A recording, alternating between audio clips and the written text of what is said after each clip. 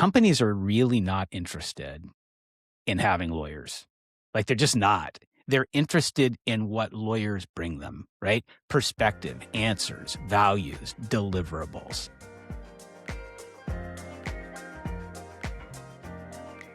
Welcome back to CZ and Friends, where we talk with legal leaders, operators, and technologists shaping how companies move forward.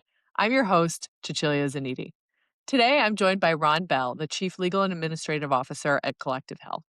Ron and I worked together years ago, literally at Yahoo, and I've always appreciated him as a lawyer, as a leader, and as a person. He brings judgment and perspective to complex situations without making them heavier than they need to be. He's got an incredible history in Silicon Valley, including working for Apple, literally not just pre iPhone, but pre Apple being Apple, basically.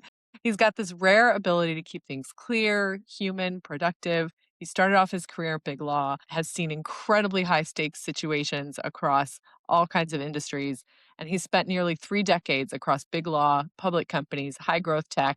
He was the General Counsel of Yahoo during a pivotal chapter. He helped build some of the earliest legal operations functions and trust and safety functions in Silicon Valley, and he's led beyond legal teams as well with HR, administrative functions as well. He's got a long view on leadership, value, legal teams, all of it. And I'm happy to say he's a friend, was literally one of my first mentors. I was a patent and litigation paralegal at Yahoo back in the early 2000s. And Ron is one of the people who inspired me to go to law school. So very excited for this conversation. Let's dive in. Ron, welcome to the show. Thank you for having me. I feel 20 years in the making, right? We've known Exactly. each other a long, long time. Literally incredible. All right. So you've lived through some big transitions, and including, I would say, the rise of in-house as a function. Yahoo doesn't get a ton of credit for this, but I would say it was one of the first kind of tech legal departments in the Valley. What do you have to say about that? What is in-house as a function? Well, I think it's changed a lot, as you said. I mean, before like sort of the mid 90s, a lot of it was managing outside counsel. And then I think really the rise of the internet was a big, and technology in Silicon Valley was a big part of that, sort of bringing a lot of functions in-house, sort of the larger legal departments, more specialized, global, interrelated, and with a focus not so much just on getting answers, but on driving value. How do you be proactive and help drive the business forward and anticipate what the issues might be, anticipate what the policies might be, and how you can shape them? And then working as a team, right, across functional, not just legal, but other business functions to help drive results for the shareholders. So it was kind of a switch.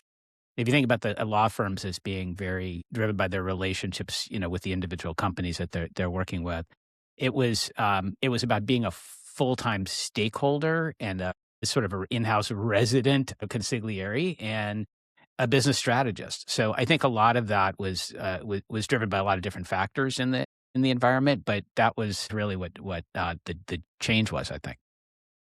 I still remember a little story when we were at Yahoo. Your group used to be called the deal team. So literally like commercial Right. transaction deal team. Yeah. Yeah. And I remember that they went through a rebrand and you're like, okay, we're gonna name it something else to reflect what we do. Mhm. Why the rebrand and what did you rebrand to, if you remember? I don't remember what we rebranded to exactly. I think it was transactions and business counseling or something similar to that. It was because I think legal functions often get seen in one dimension. And if you just think about all the things that we do, there's at least 3 components to it. One is just the basic maintenance of keeping the business running, the stuff nobody finds exciting, filing all the corporate filings, so on and so forth. Then there's the protection aspect of it. That's the risk management, right? The litigation, maybe some policy making, but the aspirational aspect of it, the part that's in service to the business, thinking strategically, how can we make these contracts more effective, more revenue generating, better terms, better relationships with our partners? That part sometimes gets short shrift. And I think it's important to think holistically about that, because I think that's frankly, one of the mistakes I think we make as lawyers is we let other functions define us as the naysayers, as the risk bearers, right? And I think it's important to speak that language that lets them from the outset see who you are and what you're about. Along that vein, you were actually pretty early in recognizing legal operations as a function. So Mm, tell us about that. What did you do? And if you can give us maybe even like a from to of like, so Yahoo at the time obviously had millions of users, mhm, had a very advanced subpoena compliance team. It had, I think probably hundreds of entities globally. So very complex. That was the environment. What were you seeing at the time? And then how did that translate to legal operations? Of course, at this time, CLOC, the Corporate Legal Operations Consortium, did not exist. mhm. Legal operations as a function, I don't think was a thing. So tell us about that. Right. Well, it's funny you mentioned clock because one of the first inspirations was a meeting I had with Connie Brenton, who's one of the founders of Clock, and she took me out to breakfast one day, and we were just talking about the complexity that all the legal teams were facing. Right, the fact that now we had to go faster globally across multiple jurisdictions. At least in the case of the internet companies, the laws weren't really well defined yet; the rules weren't defined. But we still had the departments were much larger and more complex to manage because they were often multinational with a lot of specialists. She was kind of saying to me, "I think there's a room for a new type of function." And I just saw it all of a sudden. We can't continue to operate the function the same way that we have before. We have to adapt the function to the new reality, which is all of the things I just said, right? And that means a professionalization of how are we interacting with our outside counsel? How are we developing our people? What systems do we have to support our lawyers in getting the job done? And how do we know that we're delivering value, right? The from to would be like at that time, despite the fact that Yahoo was an internet powerhouse, one of the leading companies on the web at the time, the bills were all paper. And so they would be passed around. And often they were like these bills that would say, so like Yahoo, legal general. And it would have litigation items on it, have transactional items, have IP items. It'd be passed from, father to son, mother to daughter, like the Talmud around the office. And of course, the problem with this, everyone had to sign off on their piece. And the problem with this is it took forever to get the bills paid. Half the time the thing got lost on somebody's desk, or somebody would go out on vacation and it would take like 3 years to pay the outside counsel. So the outside counsel were also like, come on, guys, you got to do better. And this was also around the time that e-billing was just taking off. And so I had a conversation with our then general counsel, Mike Callahan, and said, I think we could do things a little bit different. And to Mike's credit, and Mike has always been a forward-thinking person, he immediately embraced that and said, yeah, we have to do better. Go out there, find out what's out there and figure it out, right? So that's what we did. And so the transition was literally from being a paper-driven, most monks in cubicles with little quill pens to suddenly being able to bring to the work we were doing as a department some of the same technology, some of the same thinking that we were putting out there as a company. And it was really transformational because then all of a sudden Mike could say in real time, here's how we're doing against our budget, and here's what's trending and here's what's not, and inform the decisions at the corporate level in a way that suddenly went from we're kind of flying blind, or at least 3 to 6 months delayed, to really being able to know where we were putting our spend and how efficient we were being and where we needed to make changes. And I think that was hugely transformational. How do you think about legal operations today? So I had the very good fortune to hire as my head of legal operations a gentleman by the name of Jeff Frankie, and who's one of the leaders in the legal operations field now. Jeff was kind of not just my head of legal operations, but my chief of staff, right? He was the partner in sounding out, like, what are we going to do as a function? What message are we going to deliver to the team? What do people need to know? Where are we seeing the problems, and so on and so forth? So I think of legal operations now as kind of being the heart and soul of the legal department, right? These jobs of being general counsel are kind of lonely jobs, right? There's only so many people you can talk to about problems. Everybody's got an interest, sometimes a personal interest, especially if they work for you, and whether they get X project or so on and so forth. They've got history perspective. Having somebody you can bounce ideas off of and brainstorm, who is really there to help you be a better, more effective leader, is a rarity. And legal operations functions have that. I think too often they get jammed into that niche of we just want to implement some software, and your job is to sort of manage and be legal IT. But really, it's the opportunity to be a strategic partner. So I see that as it is almost like the operating system of the department. How does that show up for stakeholders, right? So your example of e-billing, that sort of feels quaint now, but obviously Mhm. helpful in terms of like running legal like a business and really thinking like, okay, how do you mobilize resources, get the right level of risk, staff, et cetera. Mhm. Cool. With you there.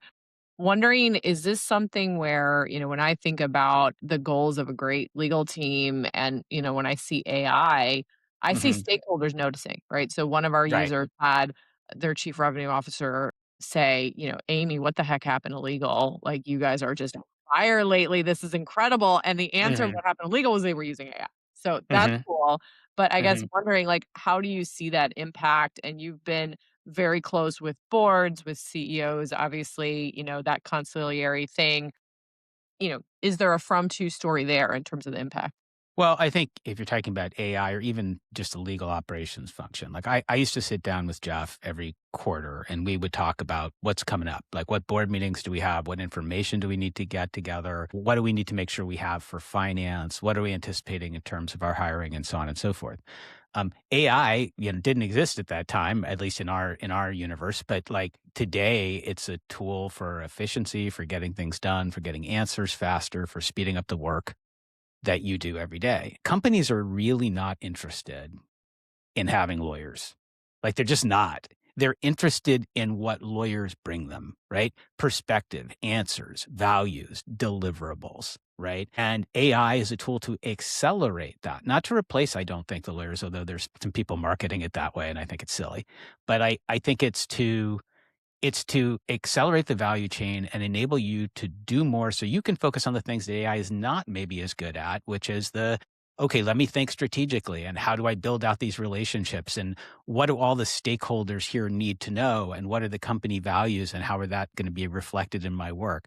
Like AI is a statistical engine. It can give you like some great predictions and answers, around things that might be statistically an average, right? But if you're trying to think outside the box or apply things specifically to your company, it's a complement, and that's how I think it's best used, honestly.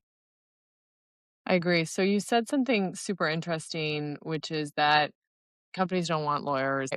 Some of the faithful listeners to this pod are my parents, but my dad once gave me, career advice saying, "Hey, he's an entrepreneur. Hey, the amount that I want to spend on lawyers and accountants in an ideal world is goose egg, like literally, like Right. nothing." Right. That was an inspiration to me to do exactly what you said, which is like to think about it in terms of value driving. And I still remember we had somebody on the pod, David Morris of Sneak, and he said, "Hey, it was really an apex moment for me when my whole team got invited to some product retreat or got invited to, whatever, as really like, hey, this is super important." So Mhm. I guess in that realm of, strategic answers and guidance, you've been involved in some pretty big transactions. Obviously, Yahoo famously almost bought Meta like 3 times and didn't do it, and, almost was bought by Microsoft. So in an M&A context specifically, Mhm.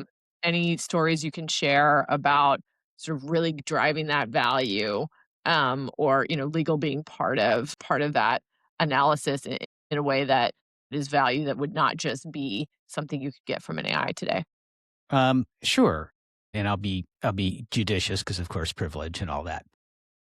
Um, there was one acquisition we were doing where one of the questions that was on the table was, do we build it ourselves, right? Or do we acquire this company?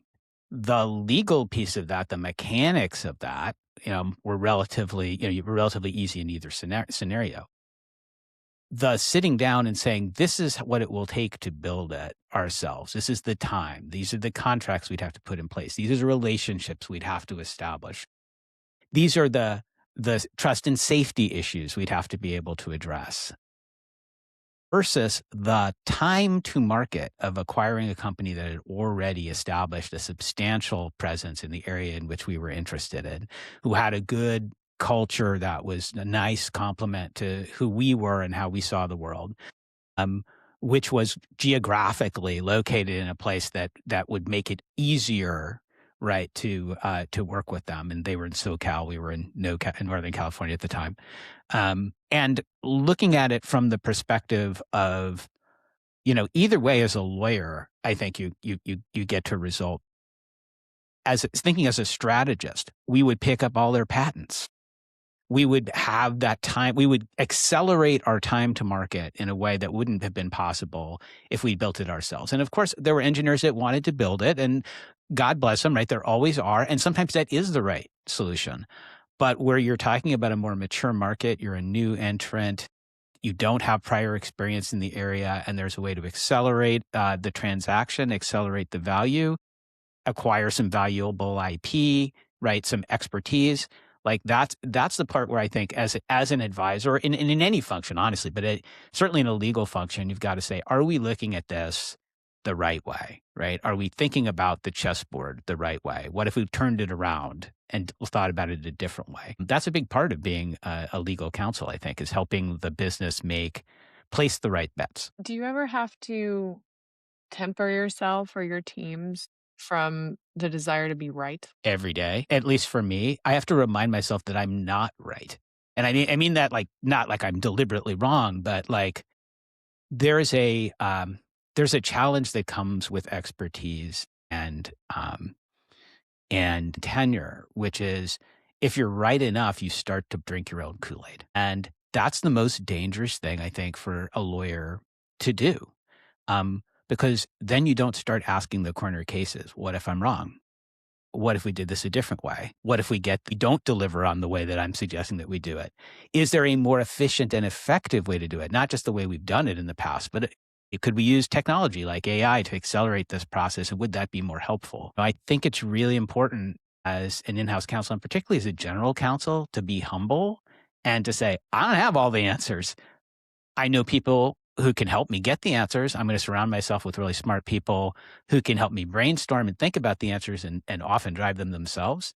But I don't need to be the quote unquote, the smartest person in the room, right? I don't need to be Sherlock Holmes. I need to be more like Columbo. I need to ask a lot of questions.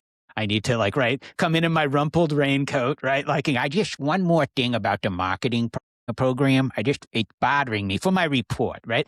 And help people, smart people that you're working with who also have their blind spots and their passions and their interests to come to decisions that they can feel proud of and that are the right answers for them after considering all the different angles. So, I don't find that I work with a lot of, and I certainly don't feel on my team I have people who are arrogant in any way, but I think as a lawyer, every time I have to remind myself, you lose credibility if you are trying to be the smartest person in the room. Help other people who are equally smart as a partner in getting to the right answers. You've used what you call the Tolstoy Test. I am so Uh-huh. intrigued by this.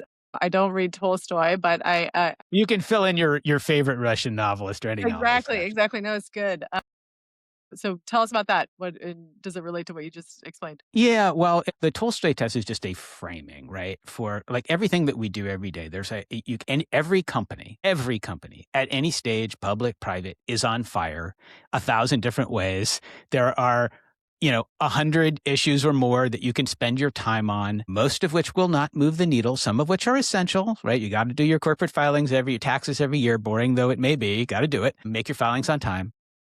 But you can really exhaust yourself and your business partners by trying to run down a lot of things that in the end don't really matter. And so for myself, I sort of came up with this benchmark, which is not, I'm going to ignore everything, but how do I know if something is really important? And the answer is, if it's something that if we get it wrong is going to be so melodramatic, catastrophic that it would make a great plot for a Russian novel. And, the people who suffer, who go to why, Cecilia, did you not do it differently? Right?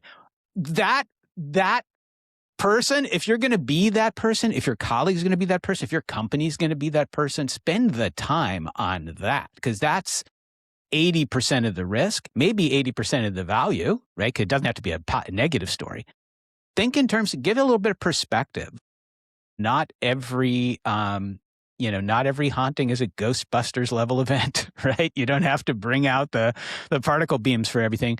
take a step back and say, is this something I need to spend time on, and what are the consequences of it? And then you'll be much more focused, and you'll also be less exhausted, and your business people will appreciate you more because you won't be the lawyer who comes in and says, there's a new state law every day, which there is, and we need to change everything tomorrow, which we may or may not need to do, right?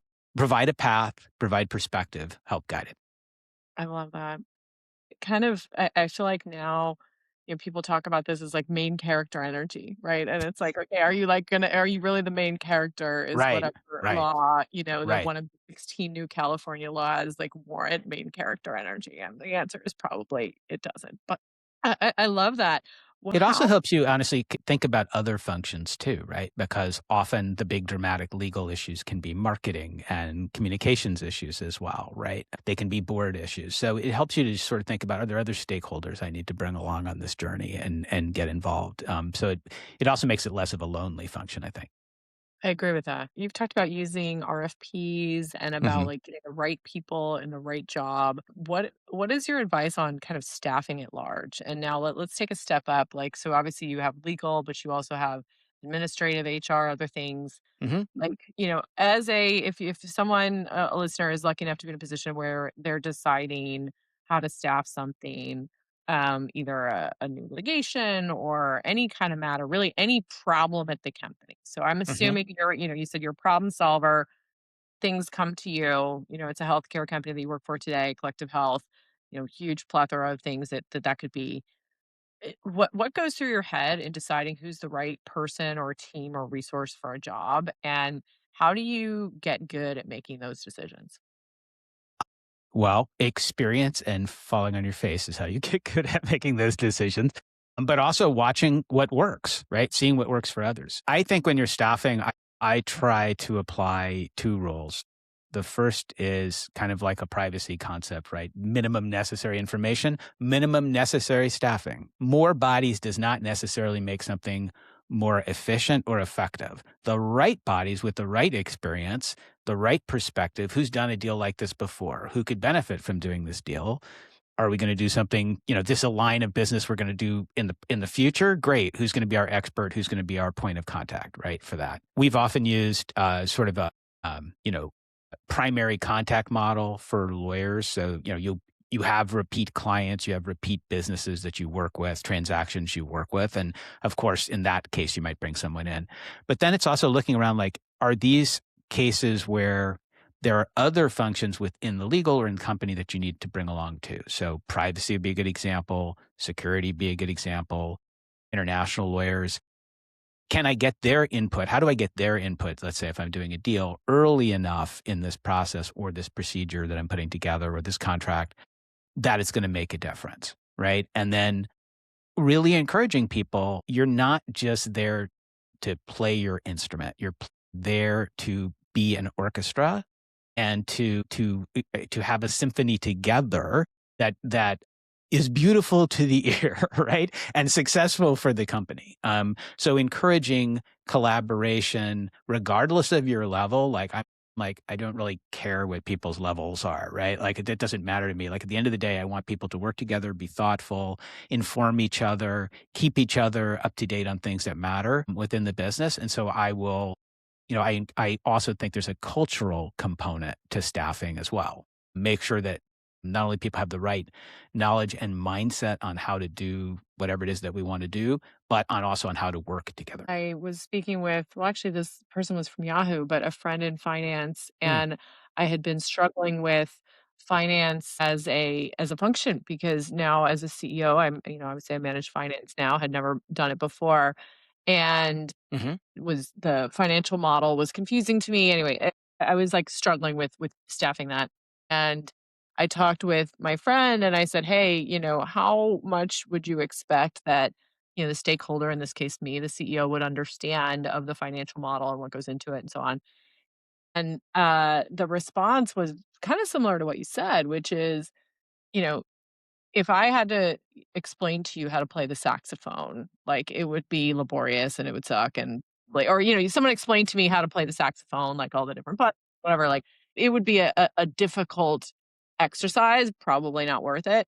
But the advice from this person was, hey, but you know what good saxophone music sounds like. And when you're listening to it, and that symphony concept is the same thing where it's like, as the leader, like I'm assuming, when you took responsibility for HR, you hadn't necessarily done it before. How do you know what good music sounds like then? And did you have to shed some of the legal knowledge? When did you kind of start wearing the hats? People use the hat metaphor, people use other metaphors, but Mhm. how did that evolution happen for you, and what advice do you have for others? Well, that's quite a question. Let's talk first about like doing a function other than legal or taking that on, like the people function. First thing you got to do is remember it's a different function. And like, we lawyers get really comfortable with the way that we operate and the way that we give answers and the way that we provide things. People is a whole different ball game. Obviously, there's a lot of legal components to it, but it's also emotion. Like compensation is not just a question of like, is it quote unquote consistent with market? It's also a psychological question. Does this person feel motivated? Are they being compensated relative to their contribution to the company? And many of the conversations you're having are the softer skill conversations, which lawyers like clean answers, right? Like we like to say, this is the way to go. This is the way not to go. Being a chief people officer is often about the gray, right? There's 20 different ways you can return to the office. None of them are illegal. Some of them have more moral, more friction associated with them than others. And there's a communication component. So it's relying on people who are in those functions to help you understand the questions to ask. It's obviously looking at external resources if you have it. It's understanding the cadence of the function, like when do you do like compensation decisions or promotion decisions or whatnot, and then working backwards and trying to not ignore the lawyer part of it, but remember in that function you're acting as a business person as well as a lawyer. Just as the GC, you're acting as a business person and not just as a lawyer. But it's a little different when you're seen as the person in charge of people or something like that. The larger issue, I think, Cecilia, independent of that, which goes to part of your question, is I think one of the most important things, like pieces of advice I could give to somebody. I was at Yahoo for a long time. I think almost 17, 18 years. I've lost track of it. It was a long time. So I was in one place for a long time, not in the same role. And the benefit of that, I think, was that I got to experience firsthand that old saw about the blind men and the elephant. Like one grabs the trunk and says it's a snake, and one grabs the leg and says it's a tree. And the answer is the elephant is all of those things. And companies are a lot of different functions and ecosystems, internal, external, and so on and so forth. And so, one of the best things you can do for your career to develop that mindset of service is to start thinking about who are the necessary stakeholders for every problem. Who's going to be concerned with this? Is finance concerned with this? Is the CEO concerned with this? Is the board concerned with it? Outside, or the investors, the regulators, like who is concerned about this? What would they want to know, or what would they want me to do in this situation? And am I or my team doing those things, providing that information, thinking about how to draw that circle, and then doing that, right? And what are some examples? I mean, as lawyers, we always see examples of things that didn't go well, right? Elsewhere. But what can I learn from those examples that might illustrate how I do that? Because I think thinking in terms of stakeholders and ecosystems gives you a much better perspective, and it becomes much more important the more senior you become in the department, and certainly for the general counsel, where you're leading a function of the company, but you're also a leader of the company. So you pull one strand and you have the world's best contract and it's airtight, but it slows down the commercial pipeline to a crawl.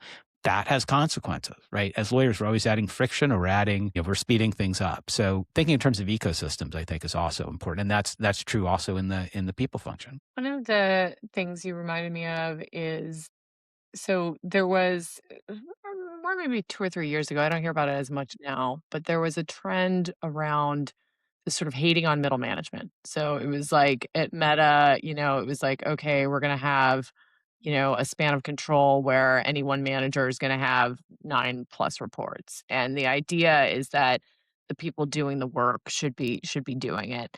And, even now for me today, I get to choose what kind of org I want. Is it going to be flat? Is it going to be, more hierarchical? And, I've obviously had different models. I was at Yahoo, I was at Amazon, I've been at a variety of small companies. But that kind of ability to see the ecosystem as you described is a little bit in conflict with that view, as expressed. And I think AI, other forces, return to work, the super high revenue per employee that a lot of these tech companies enjoy are all factors in that. But how do you reconcile that? And do you share that sort of, I guess, at least expressed bias against sort of folks in the middle? It's a great question. First of all, I would say, like, where does that come from? Companies don't tend to grow. Like when you read the business case studies, it's always like, it's always very efficient. Then the company did this and that and the other. I mean, the reality is like, shit, we're doing X. Okay, I think we need an expert on that. Let's bring someone in. Oh, someone left. Let's restructure and put that. And like, there's all these decisions that get made that sort of leave you with a hodgepodge. So every so often, it is helpful to take a step back and say, okay, if I were starting from scratch and looking at where we need to go, does this make sense? Do I have the right people in the right roles? Do I even need all the roles that I have? And what do I need going forward? Like, and I think that's helpful for companies and for departments, independent of any, bias against middle management. But because many times people are trying to solve problems by bringing in other experts or other resources or amassing teams of scale because they perceive that'll let them move up and so on and so forth. There's also a need, again, to just look and ask yourself those questions, right?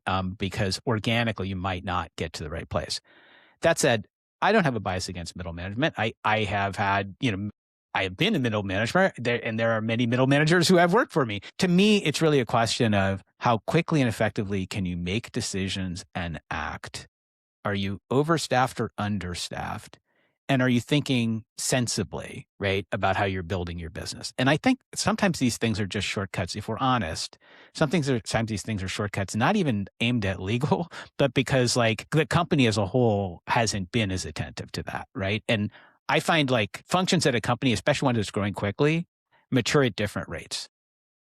If you invest a lot, like you're investing a lot in tech, I bet your tech team is awesome. But if you don't invest a lot in marketing, which you do, but if you didn't, your marketing team would be lagging. And at some point, your marketing team is behind your tech team in terms of staffing and resourcing.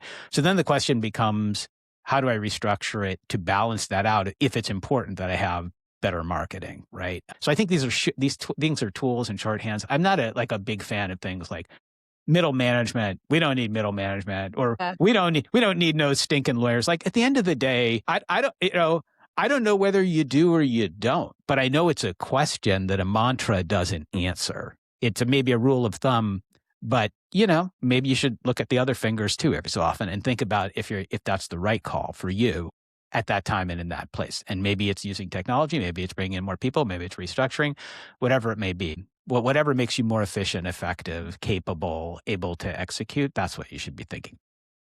I love that. I heard a podcast this weekend, by the CPO of Rippling, HR software company, and he said he's got a mantra, or at least somebody mentioned that, to your point about understaffing, he said, you want your teams to be like a little bit dehydrated. So they're like Mhm. thirsty and motivated and moving fast, but like you can't obviously have them, like passing out. I guess, like, do you see that, at Amazon, actually, I would say pretty intentionally understaffed Mhm. relative in-house lawyers relative to revenue.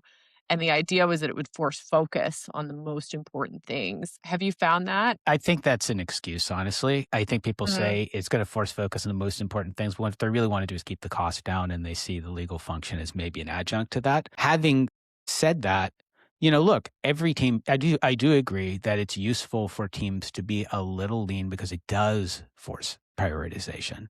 However, I would challenge the notion that legal teams in general should be, starved because legal touches so many other different functions that if you have, for example, a commercial legal team that can't keep up with the deal flow, you're not going to close the deals and book the revenue. And so, yeah, sure, maybe you can accelerate that with other tools. Doesn't have to be people. It could be GCAI, for example, right? Could be helpful. But like, make sure that you're staffing appropriate to the business need and making sure that teams that touch so many different functions and can be huge value accelerant, strategic, intelligent, execution, are not impeded in a way that literally makes them the molasses that slows down the whole operation. Because what isn't fair is to understaff or under resource and then look at the function and go, why can't you boot boot boot, in legal, Exactly. make this happen? Like, and that happens it happens all the time, right? But philosophically, saying like, I don't want to start with 100 people or 1,000, lawyers, sure, like start there, but then map it to what reality is and what you need to do. And not every function is different, and not every industry is the same. I see that across the board. I see that with our customers. I see that in-house with us. We obviously, because we sell to lawyers, everybody wants to negotiate our MSA, including, Yep. small Yep. deals. And so Yep. it's been interesting where And then you tell them afterwards, if you used GCAI, you would have negotiated this faster. I think we are incredibly lean. Our GC, she's amazing. But these issues, it has surprised me how much, it really is the day-to-day issues of like, we've got the end of the fiscal year coming of like, okay, like we literally legal is like a revenue driver in this scenario of like, holding firm. And then there's been the rise of the deal desk and, yeah, super fun. That resonated a great deal. I knew that middle management comment has always kind of sat weird with me, even though the proof is in the pudding in terms of Meta's revenue and how fast they've been able to move and the plethora of issues that they deal with. But that was definitely something that I at the time was a little not sure about. All right. So let's see. What you mentioned AI. Hmm. So let's talk about AI. Heard of You it. have Yeah. not Let's talk about been, that. you've been in tech, since forever, literally at Apple in the 90s, right? So Yeah. I gotta ask the question, did you know then that Apple would be what it is today? Clearly not, because I left and went to Yahoo, but I was there. I will say I was there through Steve Jobs' return, the launch of the original iMac, and the last product that I worked on. I supported PowerBooks, printers, and displays, and the last product that I helped contribute to, I shouldn't say worked on, because that's probably a little highfalutin, was the iBook, which was one of the first, if not the first laptop with Wi-Fi in it. Wow. Okay. So you left Apple though because it was, I guess it was a time of rebuilding for Apple. Apple, when I started, which I think was 19, God, I'm not even sure. When I started at Apple, let's go with that. We can look it up on LinkedIn. When I started at Apple, the first day that I joined was the day that I think it was Wired magazine came out with a cover that was the then multicolor Apple logo surrounded by a crown of thorns and a single word, pray. This was my first day on the job. I mean, Apple was really struggling, right? It had not, it had the it had the early Macintosh, but there was a lack of focus. There were a lot of different products that were going on. It was a large company. It was seeing inroads into the education area, which had been an early strong point. Laptops were not. I mean, Apple laptops were great, but they were more expensive than their comparable PC counterparts, and so it was a challenging time. The company actually took if I recall, I don't remember if it was a loan or a patent cross deal, but there was a deal with Microsoft at some point in there, literally to get the money to keep it afloat longer. So we would see layoffs on the regular. So it was a really, really tough time. But you could see after Steve returned and after the company began to focus on not 100 products, but say 4 or 5, you could see that discipline and focus returning, and you could see it beginning to move into the ascendancy. Could I have called out how it would be today? No, although it is funny that some of the execs I supported back then, including Tim Cook, are still there. They've done Wow. very, very well. Yahoo, on the other hand, was a young company that was lighting up the world as one of the formative portals in the internet space. And so I thought that was a technology that was worth pursuing from a career standpoint because it seemed to be a faster growth, more differentiated area than say hardware and software were. But who could have called it? Yeah, it I was an mean, interesting the time. prayer has clearly worked, right? $3.8 trillion later. It's incredible. And the thing is you can't know. I mean, this gets to your thing about decision making, right? Like you cannot know at the time. And I had a mentor to me tell me, hey, you live in Silicon Valley, you're gonna have a bunch of near misses, and this person is my mentor, so they're pretty. They were positive. They said, "Cecilia, you're really smart, so you're probably gonna have like 8 near misses, where like Mhm. could have joined. We had folks from Yahoo who joined Meta very early, Yeah. that left or joined Google relatively early, and, they own islands and whatever now. So, Right. but Right. I mean, separate from that, like, this satisfying, incredibly rewarding career that's taken you here, like, you've done okay. So let's go back to let's talk about AI. Mhm. So you're not, you've obviously seen tech very early. You saw the internet, you saw Apple, you've seen concierge medicine, other innovations. What's your view on AI? And then what's your view on AI for legal work? Well, I think AI is and has the potential to be one of the most transformative technical advances ever, right? Because it has the capability to interact and simulate some of those higher level thinking processes that previously we haven't. Like you haven't had technology that could say to your marketing or edit your contract previously in a way that you could do today. So that in alone is a huge gain in efficiency. Sometimes, unfortunately, it will cost jobs in some cases. That's amazingly transformative, and then to, like, move things between languages and cultures, right, on the fly, right, and rewrite your copy, like, that's incredible. I think we are going to see way more use of it in ways over time that make more sense. I feels like we're going through this period where everybody's like, "Can AI do that?" And they're like, "Sure, sure, it can absolutely do that. It can fly your car, sure." We'll figure out, as we did with the internet, where are the places where it's strong and where are the places where it is less capable, and we'll apply it sensibly over time. And I think the place to apply it sensibly is right now is as a tool to help others, right? Rather than in all cases as a standalone tool to do something independently. Maybe customer service, some of those things within a limited bound makes sense. But I think ultimately it's going to be more of a tool. For legal, look, I think legal teams are probably a bit, if we're honest, enamored of AI and fearful of it at the same time, right? Like, is it going to replace me? Is it going to take my job? Is the ability of AI to spit out something that purports to be an NDA instantaneously going to be quote unquote good enough that nobody feels that they need lawyers? I don't think that's the case. I think for it makes the easy stuff easier, just like forms did before it. It makes you a better, more effective attorney who can get more things done and make sure you're pressure testing things against perspective, right? Like, have I thought of all the issues here? Is there anything I missed? Is there something that's unclear? Testing it against potential audiences. If I'm a board member looking at this, what questions do I have? So I think it's a huge value accelerant for that. Where I think we will struggle a little bit is there's an entire generation of people who will come in and start using AI and won't yet have developed maybe some of those strategic chops to think about the higher level stuff. And that's gonna be a challenge for the profession in terms of making sure that we're also mentoring people and helping them to not to over rely on the technology and to have a good just as calculators didn't replace scientists, you have to have good math sense. Of course, use the calculator, but like also know like that doesn't really make sense. Like, know when to question the answers and ask questions. And I think that's something we'll need to focus on as a profession to make sure that we're helping the next generation be as effective and using the technology be even more effective. Awesome. All right. Ron, you've seen the legal profession, you've seen in-house legal evolve over a long time.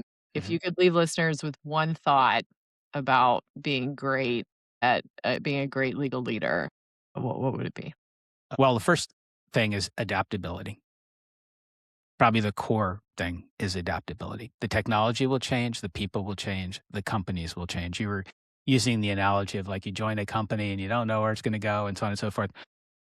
You don't really know what I mean, the technologies, the companies that I have worked with in my career didn't exist when I graduated from law school. Don't be afraid of change, embrace it, but also be conscious on the parallel. Technology brings a need for change management. Leadership brings a need for change management. That is something as a leader that we need to focus very intensely on and help tell the story, bring along why this advancement makes sense, or this change in the department and procedure makes sense, or adapting our contract makes sense. Help thread that narrative, help people with the change management, and help yourself not get locked into a one vision of the world. Always be thinking about where's the world going, where's the puck going, and try to be there yourself. Love that. All right, let's go to the lightning round. What is a myth about being a general counsel that you'd like to debunk, or are there any myths about Silicon Valley, about GCs, anything? First thing I learned as a general counsel is it's a team sport. No general counsel knows everything, and every general counsel has a lot of stakeholders that are counting on them every single day. The board, the CEO, the regulators, their direct reports, their other functional leaders. You are both the boss and you are the bossed. The boss and the And this boss. That's great. and the sooner you realize that you actually, in a way, had more freedom that when you were in that junior role, when you first started in the department, than you are when you're in the senior role, where everybody's looking to you for the answers that nobody has, and there are 1,000 things on your plate, and you got to figure out your way, and everyone has a claim on your time and a legitimate interest in what you're going to say and making sure that you do it right. A great responsibility, but as gentle Uncle Ben said, with great responsibility, with great power comes great responsibility and great accountability. I love that. All right. So, book, idea, or mentor that has shaped how you lead. Oh, that is a wonderful question. I would say, as an idea, I had an interesting experience once, which I was given one of those online sort of photo assignments. Like someone will post like, take a photo of X every day. And it was like, take a, gloomy, moody photo. And I thought, I know exactly what I'm going to do. I'm going to go to a cemetery in Colma, which is, for those who are around here, is sort of this area outside of San Francisco where San Francisco has a lot of cemeteries, and that's where they are. And I went to this really old cemetery with a lot of headstones and tombstones, and I was starting to take photos, moody photos, and I realized all of a sudden, like, I didn't know the vast majority of the people on the named graves. The rich and the poor may have had bigger or smaller gravestones, but they're in the same place. And many people in the cemetery had been buried there longer than they had been alive, and in the end, all of them would. And what I took from this is a reminder that accomplishments and fame are kind of fleeting, right? There were 12 Apollo astronauts. How many of them can you name? And they literally went into, to the moon, right? Yeah. And so the experience really reminded me to think about the long-term consequences of my decisions and the people I'm working with and the legacy I'm building and how I'm going about my life, right? Am I being a jerk? Am I acting with integrity? Am I growing people? Our lives are short, and what lasts is the legacy that we build and how we treat others and the dreams we help to elevate. And I think all of us are candles, and I'm Jewish, and we just got through Hanukkah. So you use the center candle and you light all the other candles. So all of us can be the light to light everyone else and make our time here better. So that's how I try to think. Wow. All of us are light. Incredible, Ron. Thank you for joining me and bringing such an incredible perspective to this conversation. Thank you for having me. I just delighted to be here. What a delight. That was my conversation with Ron Bell, the Chief Legal Administrative Officer at Collective Health, and who reminds us that we can all be the light, that great legal work is about judgment. He had so many bombs of wisdom here. I'm like, I don't even know how we're going to do the social post around this podcast because the boss and the boss, be the light, recognize the elephant, all this incredible wisdom. Thank you so much. Follow CZ and Friends wherever you get your podcasts to learn how legal teams are using AI to work smarter and better and implement some of the leadership things that we talked about today. Visit gc.ai or find me on LinkedIn. You can find Ron on LinkedIn as well. He's very active on socials, so you can find his wisdom about AI, leadership, and everything else on LinkedIn as well. Thank you for listening. We'll see you next time.